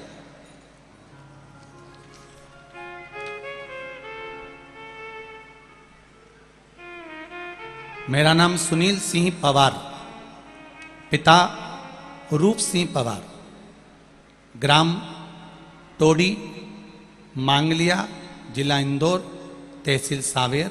मेरा मोबाइल नंबर ये है। मेरा फोटो भी लगाकर भेज रहा हूँ गुरुजी। जो मेरे मुंह में कैंसर हो गया था, उस कैंसर का फोटो, मेरे मुंह का फोटो लगाकर भेज रहा हूँ। कहीं बैठे हों तो हाथ जरूर हिलाइएगा। श्री सुनील सिंह पवार, रूप सिंह पवार, कहीं बैठे हों तो दोनों हाथ हिलाइएगा, कहीं बैठे हों तो। मैं फोटो लगाकर भेज रहा हूं गुरुजी। इस फोटो को आप लोग टीवी के माध्यम से, एलईडी के माध्यम से देख सकते हैं। आप ही हैं, दोनों हाथ हिला दो एक बार ऐसा। श्री शिवाय नमस्तुभ्यं। इस फोटो को आप देखेंगे, फोटो में पूरा गाल कटा हुआ है। आप इस फोटो को अगर देखेंगे पास में से तो पूरा गाल कटा हुआ है। गुरुजी, मैं सुनील सिंह पवार, पिता रूप सिंह पवार, ग्राम निवासी टोंडी। मुझे 22/1/2021 को एक चोट लग गई थी। उस चोट के लगने के थोड़े दिन बाद मेरे मुंह में एक छाला हो गया था। छाला हो जाने के कारण उपचार चालू करा और उपचार करते करते डॉक्टर को दिखाया तो उन्होंने कहा यह साधारण छाला नहीं है, इस कैंसर है। हम छाले की जांच करवाएंगे, मुंबई भेजेंगे। मुंबई में रिपोर्ट भेजी गई और उसमें कैंसर बताया गया। उसके बाद में डीएनएस हॉस्पिटल में ऑपरेशन करवाया गया। ऑपरेशन कराने के बाद भी सिकाई चलती रही पर आराम नहीं लगा। थेरेपियां चलती रही, कीमो चलता रहा, आराम नहीं लगा। मेरे परिवार के किसी व्यक्ति ने सुन लिया कि शिव महापुराण में महाराज बोलते हैं कि रुद्राक्ष का जल, अगर कुबेरेश्वर धाम का रुद्राक्ष है, उसको तांबे के लोटे में गलाकर उसको शिव जी पे चढ़ाकर उसका जल पीना चालू करो, उसमें आराम लगेगा। गुरुजी, मैं खुद सीहोर गया 9/4/2022 को। जब मेरे कीमो चलने लगे, मेरा शरीर ठीक नहीं हो रहा था, तब मैं सीहोर पहुंच गया। वहाँ पर अपने रिपोर्ट फाइल दिखाकर एक रुद्राक्ष लेकर आ गया। उसको मैं तांबे के लोटे में गलाता, शिव जी को जल चढ़ाता और वो जल मुख में पीकर थोड़ी देर तक रखता। गुरुदेव, मेरे सारे जांचें फिर चालू हुई और बाबा की कृपा से जो 1 साल से इतना तकलीफ में था, बाबा ने अब मेरा हाथ पकड़ लिया। एक भी कीमो नहीं हो रहा, एक भी गोली नहीं चल रही और मैं कैंसर के रोग से मुक्त हो चुका हूँ। आज बाबा को यहाँ प्रणाम करने आया हूँ। दोनों हाथ हिला दो भाई एक बार। श्री शिवाय नमस्तुभ्यम। बैठिए। हर हर महादेव। शिव तत्व इसी को कहते। मैंने अपना फोटो भी लगाया। ये शिव तत्व था। एक पत्र और बड़ा सुंदर है, देखिए। मेरा नाम पूजा मनोज चौहान, मैं रोलाए बेटमा के पास से हूं। 1 लोटे जल का क्या महत्व है गुरुजी? पूजा मनोज चौहान, जहां कहीं बैठे हो हाथ हिलाइएगा, दोनों हाथ अवश्य हिलाइएगा। पूजा मनोज चौहान, कहीं बैठे हो तो हाथ हिलाइएगा। 1 लोटे जल का क्या वर्णन करूं गुरुदेव? मेरी एक बेटी है, उसका नाम प्रियांशी चौहान है। मेरी 8 साल की है गुरुदेव। उसके बाद हमें कोई संतान नहीं हुई। और मेरे भैया संजय रानू बघेला, उनकी शादी को 19 साल हो गए, कोई संतान नहीं। तब शिव महापुराण की कथा टीवी पर सुने, एक लोटे जल की महत्वता को जाना, शिव जी को जल चढ़ाना प्रारंभ करा। 19 साल हो गए थे, संतान नहीं थी उनके यहाँ भी, और मेरे यहाँ 8 साल की बेटी होने के बाद कोई संतान नहीं थी। 24/4/2022 को हम लोग गाड़ी कर कर सीहोर पहुँच गए। बाबा के धाम में पहुंचकर हमने वहाँ से एक रुद्राक्ष प्राप्त किया, विनती करी, निवेदन करा, कंकर शंकर की पूजन करी, शिव जी को 1 लोटा जल चढ़ाने लगे। बाबा से प्रार्थना करके आए कि मेरे ये भाभी को भी संतान हो और मेरे यहाँ भी संतान की प्राप्ति हो। बाबा की क्या कृपा हुई गुरुदेव। 29/12/2022 में बाबा की कृपा से मेरी उस भाभी के यहाँ भी और मेरे यहाँ भी एक एक पुत्र की प्राप्ति हुई। ये मेरे शिव की कृपा है, ये औघड़ी की दया। बैठिए, श्री शिवाय नमस्ते। ये शिव तत्व है, इसको जानना पहचानना बहुत कठिन है। एक पीपल के वृक्ष में क्या बल होता है, ये पिपलाद की कथा कर रही है। एक पीपल के वृक्ष में कितना बल हो सकता, क्या बल हो सकता। कोटर में बालक पड़ा है, देव अधिदेव महादेव ने कृपा करी, थोड़ा सा पीपल का पत्ता उसके ऊपर गिरा, उसको दबाया, दूसरा पत्ता उसके ऊपर गिरा, फिर दबाया। मेरे महादेव की कृपा से पीपल की जो कोटर थी वो मां के गर्भ जैसी बन गई और बच्चा उस गर्भ में रहता रहा। धीरे धीरे धीरे धीरे धीरे धीरे वो बच्चा जब 9 महीने का पूर्ण हो गया, उसका फिर धीरे धीरे उन्नति की ओर बढ़ना प्रारंभ करा। तब पीपल के फल नीचे गिरते, उस कोटर में जाते, उस कोटर में वो पीपल के फल का दूध वो बच्चा पीने लगा। पीपल के पत्ते का दूध, पीपल के फल का दूध वो बच्चा पीने लगा। धीरे धीरे वो बच्चा और बड़ा हो गया। थोड़ा बड़ा होने के बाद पीपल के वृक्ष से वो बच्चा प्रकट हुआ, और पीपल के वृक्ष से प्रकट हुआ तो देवाधिदेव महादेव ने आकर दर्शन दिया। मेरा नाम क्या है बाबा? शंकर भगवान ने कहा, तुम पीपल के वृक्ष के अंदर रहकर बड़े हुए हो, पले हो, तुम्हारा जन्म पीपल के वृक्ष से हुआ है, इसलिए तुम्हारा नाम पिपलाद होगा। क्या नाम होगा? पिपलाद। तुम्हारा नाम पिपलाद होगा। मेरा इस संसार सागर में जन्म क्यों हुआ है, किस लिए पैदा हुए?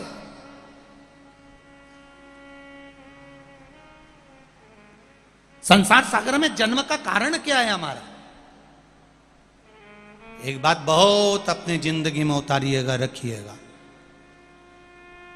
कई लोग सोचते हैं मेरा जन्म भगवान ने क्यों करा, मैं तो मर जाऊं तो अच्छा। किस लिए जन्म हुआ? मर जाऊं तो अच्छा।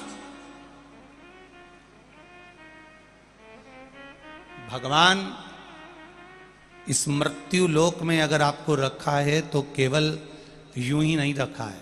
पहले भी कथा में आज फिर कहते हैं, इतनी सारी बहुएं बैठी हैं, इतनी सारी माताएं बैठी हैं, अपने कमरे में ये बहुएं, ये माताएं अटाले का सामान कभी नहीं रखती है। अपने कमरे में ये बहुएं, ये माताएं हमेशा अच्छा सामान रखती है। खुद का फोटो होगा तो रखेगी, पति का फोटो होगा तो रखेगी, अच्छा वीआईपी सामान गुलदस्ता होगा तो रखेगी, कोई अच्छी चीज होगी तो अपने कमरे में रखेगी। कोई फालतू का सामान, फालतू का कोई सामान। आप में से कितनी माताएं जिस कमरे में सोती है उस कमरे में सुपड़ा रखती हो? सुपड़ा देखा है? अरे बोलो तो सही, वो ऐसा होता है फटकने वाला, वो ऐसा फटकन देते ना, तो शादी में बड़ा काम आता है। माँ कभी भी अपने लड़के जब तक लड़का कुंवारा रहता है ना, माँ उसके सामने कभी ऐसे नहीं फटकती। क्यों? क्योंकि मालूम है माँ को, अगर इसके सामने ऐसा फटका दे दूंगी तो दहेज नहीं आएगा। इतनी चतुर होती है माँ। उसके छोरा हट, क्यों फटकना है, हट उधर उधर उधर उधर। वो नहीं हटे तो माँ ऐसी घूम ही जाए और यूं फटक। उसमें 2 कोने होते हैं, सुपड़ा में 2 कोने होते हैं। और सुपड़ा क्या काम आता है? कचरा झाड़ने के लिए। अच्छा, सुपड़ा जो काम करता है वही काम चलनी करती है। चलनी का काम क्या है? कचरा झाड़ने का। सुपड़े का काम भी कचरा झाड़ने का और चलनी का काम भी कचरा झाड़ने का है। पहले के समय में सुपड़ा चलता था, आज के जमाने में चलनी चलती। दोनों में एक ही अंतर भारी है। सुपड़ा कचरे को बाहर पटक देता है, अच्छे अच्छे दाने अपने पास रख लेता है। चलनी अच्छे अच्छे दाने को नीचे कर देती है, कचरा कचरा अपने पास रख लेती है। अब अंदाजा लगाकर बैठना कि तुम सुपड़ा हो कि चलनी हो। सुपड़ा अच्छे दाने को अपने पास रखता है और कचरे को फटक देता है। चलनी अच्छे दाने को पटक देती है और कचरे को अपने पास रखती है। शिव महापुराण की कथा कहती है, जीवन में बनो तो सुपड़े जैसे बनो, अच्छाई को अपने पास रखो और बुराई को छोड़ते चलो। बुराई पटको।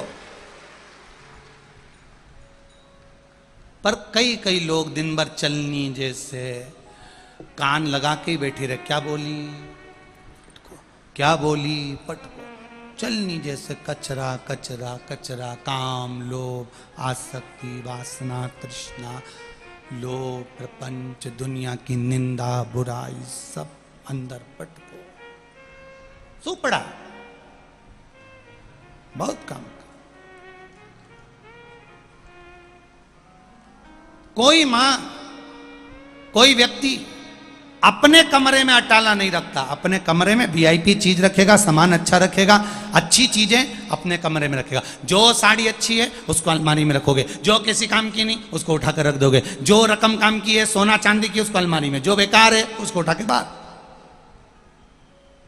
जब तुम अपने कमरे में अटाला नहीं रखते, अच्छा अच्छा सामान रखते हो, तो मेरा महादेव भी अपनी पृथ्वी पर सब अच्छे अच्छे सामान को रखता है। बेकार तो वो रखता ही नहीं है।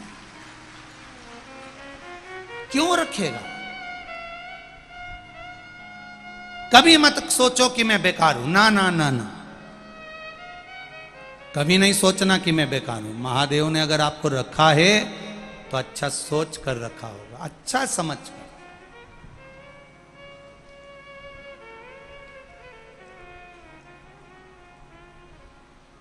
अपने को कभी साधारण नहीं समझना, कभी नहीं। पिपलाद आंखों में जल भरकर आंसू भरकर महादेव के सामने खड़ा होकर रो रहा है।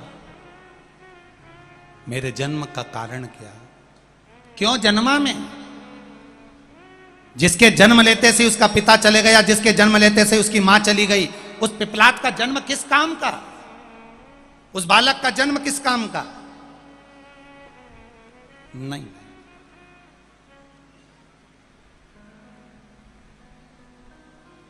सुनो पिपलाद, मौत से बचने के लिए गार्ड रख लोगे, मौत से बचने के लिए गनमैन रख लोगे, मौत से बचने के लिए बंदूक वाले रख लोगे, मौत से बचने के लिए पूरी फोर्स लगा सकते हो, पर शिव कह रहे हैं पिपलाद को कि मौत तो वो सत्य है।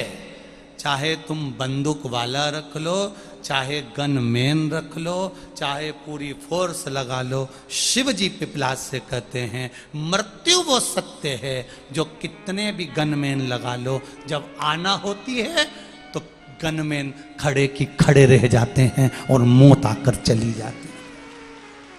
लगाओ, कितने रखोगे?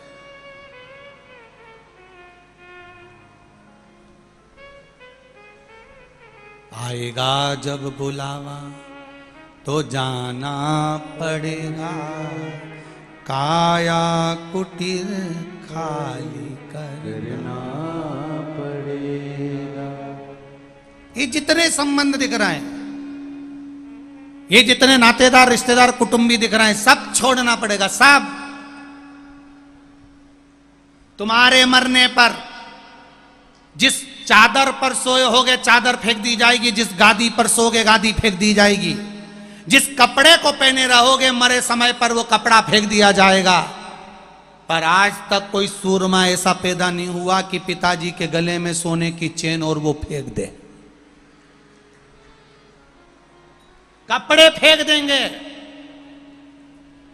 गादी फेंक देंगे, चद्दर फेंक देंगे, उसके चश्मे फेंक देंगे, उसका डंडा फेंक देंगे, पर उसने सालों साल जो गले में चेन पहन के रखी, हाथ में अंगूठी पहन के रखी, कानों में सोने की मुर्की पहन के रखी, कोई कितना भी बाजू में चिपक चिपक के रोएगा, सारी सोने की रकम निकाल लेंगे चोटे, पर वो नहीं फेंक पाए, नहीं फेंक पाए। फिर किस काम का, फिर किस काम का? हम तेरी दुनिया में आकर खो गए, कर न पाए हरि भजन और सो गए, कर न पाए हरि भजन और सो आए।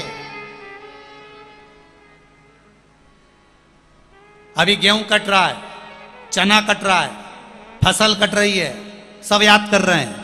क्यों? और थारी भाई क्यों नहीं आई फसल काटने? और थारा काका जी नहीं आया फसल काटने? थारा मामा जी नहीं आया फसल काटने? वो नाना नहीं आया फसल काटने? और छोरा नहीं आया फसल काटने?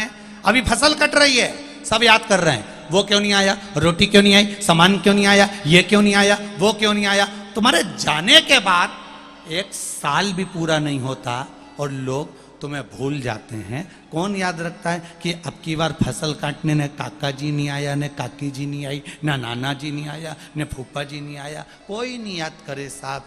बस वो मालवा के संत श्री नागर जी महाराज एक बात कहते कि 13 दिन याद करे, क्यों रे नर सुमिरन क्यों करे। केवल 13 दिन तक याद करेंगे कि आया नहीं आया, खाया नहीं खाया, उसके बाद कोई याद नहीं करेगा। कौन याद करेगा? फिर कोई याद नहीं आएगा। वो कहे ना,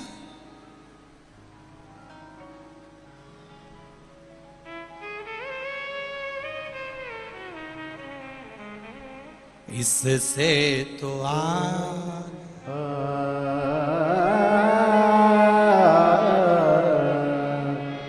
साथी है मित्र गंग के जल बिंदु पान तक,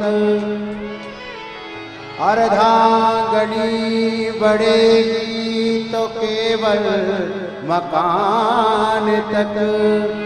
परिवार के सब लोग चलेंगे इस मसान तक, बेटा भी हक निभाएगा तो अग्नि दान तक। इससे तो आगे भजन ही साथी, हरि के भजन बिन अकेला रहेगा।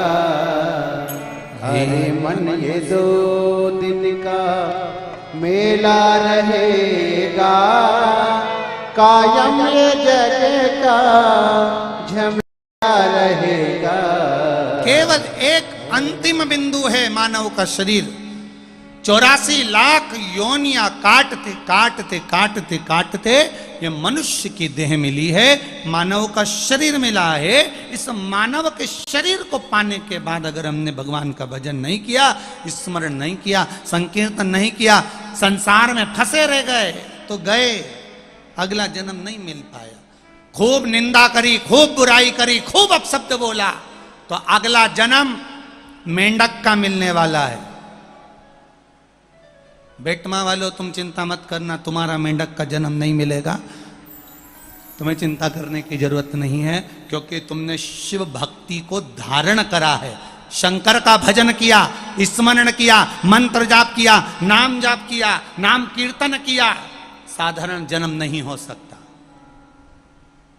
मैं बेटमा नगर के एक एक व्यापारी को धन्यवाद दूंगा, जिन्होंने अपने अपने दुकान के सामने पीने के पानी के बड़े बड़े टैंकर लगा रखे हैं, दिन बड़े बड़े नादे भर कर रखी है। कितनी भक्ति, कितनी भक्ति। दुकान पर ना बैठकर दुकान के बाहर खड़े होकर जनमानस की सेवा में लगे हुए हैं बेटमा नगर के ये जितने व्यापारी हैं। एक बार जोरदार ताली बजाओ इनके लिए, बहुत बहुत साधुवाद। लगे भगवान की भक्ति के लिए, लगे सेवा में। और विशाल भैया पटेल जी को मैं भी धन्यवाद देना चाहूंगा कि वास्तवता है आपकी मित्र मंडली को साधुवाद है, जो चारों तरफ व्यवस्था को देखने में और चारों तरफ व्यवस्था करने में लगी, हर पल हर घड़ी। इसी को श्रोता कहते हैं और इसी को भगवत प्रेमी कहते हैं। साधुता है, साधुता। कमाया जिंदगी भर। और बेटमा वालों, बार बार ये शिव पुराण तुम्हारे नगर में नहीं होने वाली। ये मारवाड़ी माहेश्वरी महिला मंडल से पूछना, कितने सालों पहले इन्होंने कथा भवन में कराई थी, और वो तो योग संजोग था, देपालपुर कथा हुई थी और यहाँ बब्बी दरबार के हमारा रुकना हुआ था, तो कहीं शंकर जी की भक्ति कहीं किसी रूप में हुई, और ये विशाल भैया पटेल जी को कहीं भगवान शिव की ऐसी कृपा हुई जिन्होंने इस बेटमा में शिव महापुराण की कथा करवाई। ये शिव भक्ति, इसका भजन, इसका कीर्तन, इसका स्मरण, ये कोई साधारण नहीं है। कमाने के लिए जिंदगी मिल जाएगी, खूब कमाओ, सवेरे 8 बजे से लेकर रात को 10 बजे तक कमाओ, पर 7 दिन शिव महापुराण के मिले, उसमें से भी ये दूसरा दिन तो चल दिया, 5 दिन बचे, 5 में भी आखिरी का दिन यूं निकल जाता है हंसी हंसी में। महाराज, जो जीवन के 7 दिन मिले, उस 7 दिन में जो सेवा करने का मौका मिला है, ये दूसरी बार नहीं मिलेगा। इसको दिल से कर लो, और फिर वो दिल से देता है जब मालूम पड़ता है कि क्या किया। करो सेवा, करो सेवा।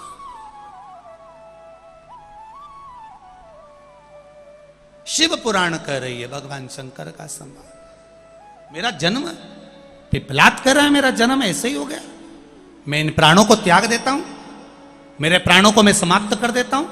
ना ना ना ना ना, नहीं।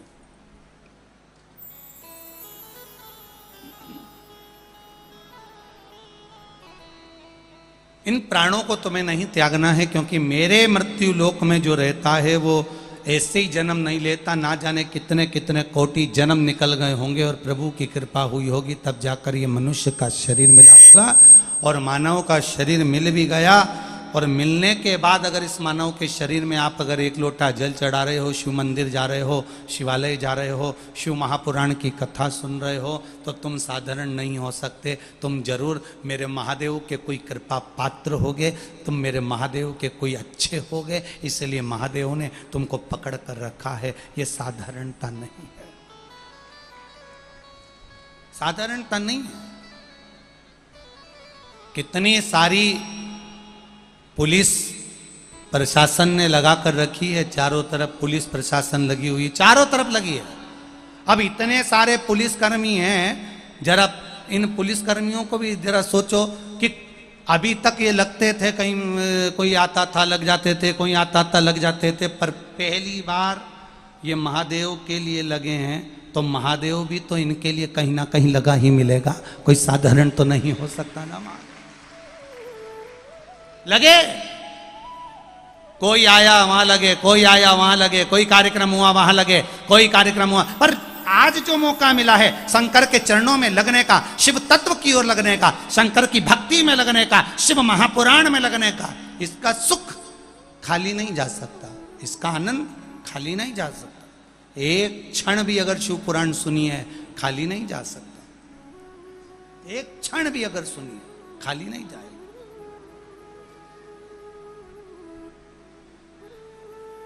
मेरे भोले तेरा सहारा है,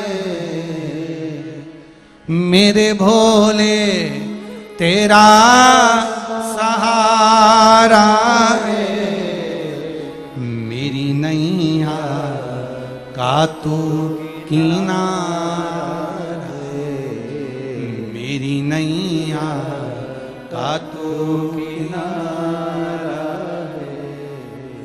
शंकर भगवान बोले कि मौत से नहीं बचा जा सकता, पर इतना याद रख पिपलाद, अगर तुझे मरना होता तो तू पहले ही मर जाता, पर भोलेनाथ जी ने तुझे क्यों बचा कर रखा? आखिर मैंने तुझे क्यों बचा कर रखा? क्योंकि तुझ में कोई हुनर होगा, तुझ में कोई गुण होगा, तुझ में कोई तत्व होगा, जिस तत्व के बल पर तुम इस ज्ञान को, इस भक्ति को आगे बढ़ाता चले जाए। कुछ तो होगा, कुछ तो प्राप्त होगा।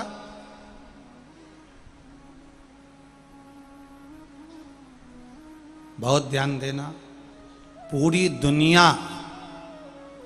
तुम्हारा पांव खींचकर तुम्हें नीचे गिराने का प्रयास करेगी, पर चिंता मत करना।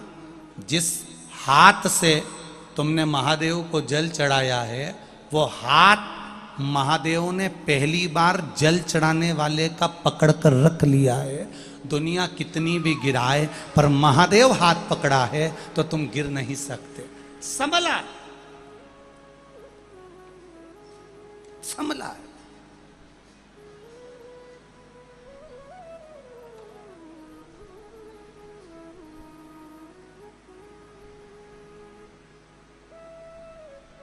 एक बार अगर महादेव से मिलन हो गया तो फिर क्या घबराना। पिपलाद आंखों में जल भरकर रो रहे हैं, आंखों से आंसू बह रहा। मेरी माता गई, मेरे पिता गए, मेरे जन्म के कारण मैं पीपल के वृक्ष के इस कोटर में पड़ा रहा। क्या मैंने कोई पूर्व में पाप कर दिया था जो आज इतना भोगना पड़ रहा? एक शिष्य ने गुरुजी से पूछा, गुरुदेव मेरे मन में एक संशय है, क्या आप उसका उत्तर देंगे? गुरुजी ने कहा, बोलो क्या संशय है तेरे मन में? गुरुजी मेरे मन में संशय इतना है कि भगवान दुख क्यों देता है, भगवान तकलीफ क्यों देता है, भगवान कष्ट क्यों देता है, भगवान सबको सुखी क्यों नहीं कर देता?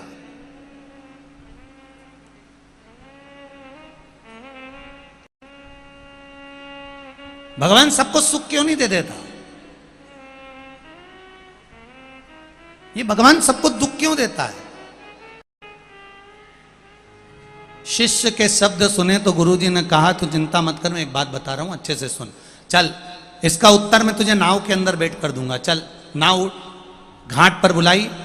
गुरुजी और चेला नाव में बैठ गए और नाव में बैठकर गुरुजी ने दो पतवार में से गुरुजी ने एक पतवार उठाई और गुरुजी उस पतवार को हिलाने लगे, चलाने लगे। नाव चलने लगी और नाव गोल गोल घूमने लगी। अब एक पतवार से अगर नाव को खेओगे तो वो घूमती जाएगी, बस घूम रही है, आगे नहीं जा रही है। वो नाव आगे बढ़ी नहीं रही। चेला हंसने लगा, शिष्य हंसने लगा, गुरुजी से कहने लगा, गुरुजी ये नाव आगे बढ़ने वाली नहीं है। गुरुजी ने पूछा, क्यों? ये यहीं घूमती रहेगी क्योंकि आप एक पतवार से चला रहे हो। जब तक इसमें दो पतवार नहीं होंगे तब तक ये नाव आगे नहीं बढ़ेगी। गुरुजी ने भी यही कहा, तू इतना समझदार होकर ऐसी बात करता है कि भगवान सुखी सुख क्यों नहीं दे देता, दुख क्यों देता है? तुरंत गुरुजी ने कहा, ये दो पतवार है, एक सुख की एक दुख की। ये दोनों पतवार चलती है तब जाकर नाव किनारे लगती है। उसी तरह ये मनुष्य के शरीर में सुख और दुख दोनों आते हैं, तब जाकर ये मंजिल तक पहुंच पाता है और परमात्मा तक जा पाता है। दोनों मिले, दोनों।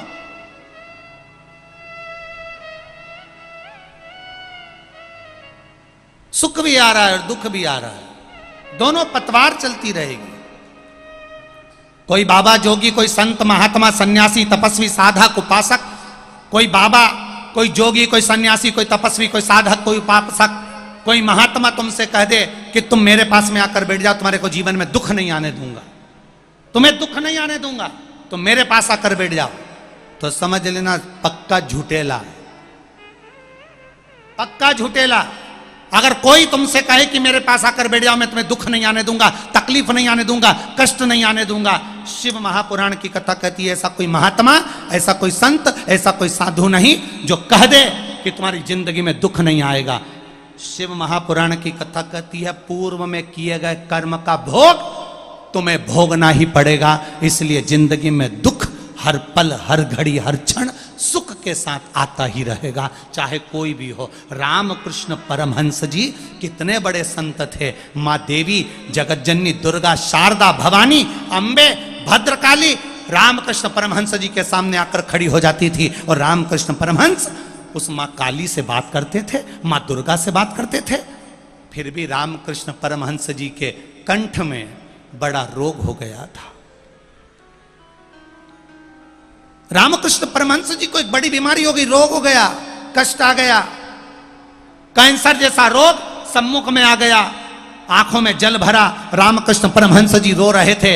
एक बार उनकी आंखों में जल भरा हुआ था। स्वामी विवेकानंद जी ने पूछ लिया, गुरुदेव आप रो रहे हो क्यों?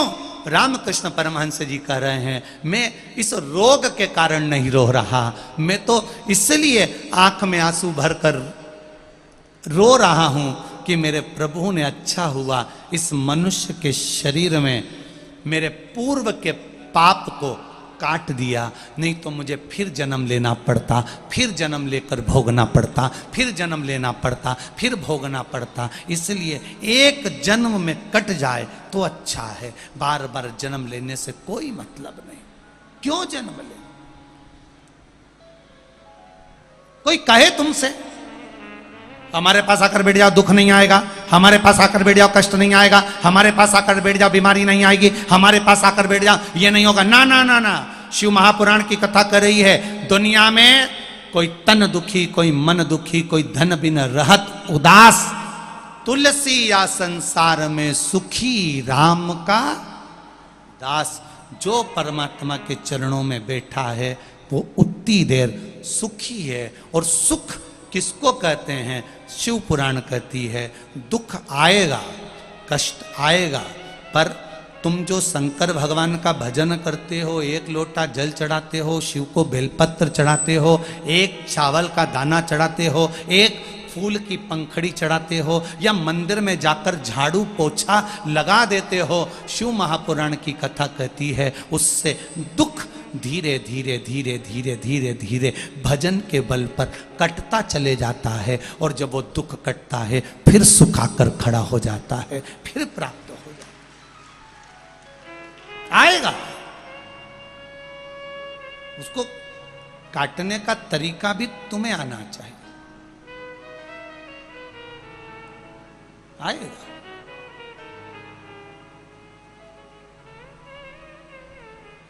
शिव कथा कह रही, भगवान शंकर का संवाद कह रहा।